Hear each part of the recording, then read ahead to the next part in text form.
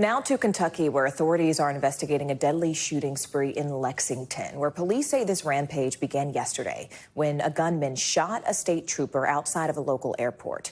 Authorities say the gunman then fled the scene, stole a car, headed across town to the Richmond Road Baptist Church, and that is where he opened fire. Preliminary information indicates that the suspect may have had a connection to the individuals at the church. Something like this has a huge impact on our community. Police say that 3 people are dead, including the gunman who was shot and killed by responding officers. NBC News correspondent Adrienne Broaddus is following the latest for us. Adrienne, do we have any sense on the shooter or any sense really on motive?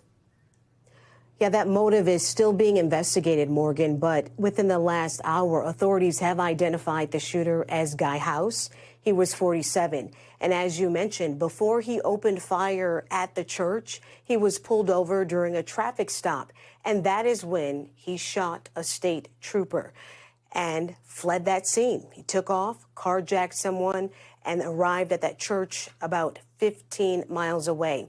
And once he arrived at the church, authorities say he shot 4 people, killing 2 of them, 2 women, injuring 2 other men. Morgan? What do we know about the people that you mentioned who were injured and also the people who were killed? You know, authorities are telling us this church is so small, almost everyone who attended was related or longtime friends. We know the 2 women who were killed were mother and daughter. The daughter was 34-year-old Christina Combs, as well as her mother, 72-year-old Beverly Gum. Now, according to public records that we have been able to locate, Gum was married to the pastor of the church. The local news there is reporting that another one of Gum's daughters said the shooter arrived and asked for one of her sisters. And they said that sister wasn't there. And then that's when the shooter allegedly said, quote, well, someone is going to have to die then, and started shooting. Meanwhile, the condition of that state trooper who was shot has been upgraded to stable.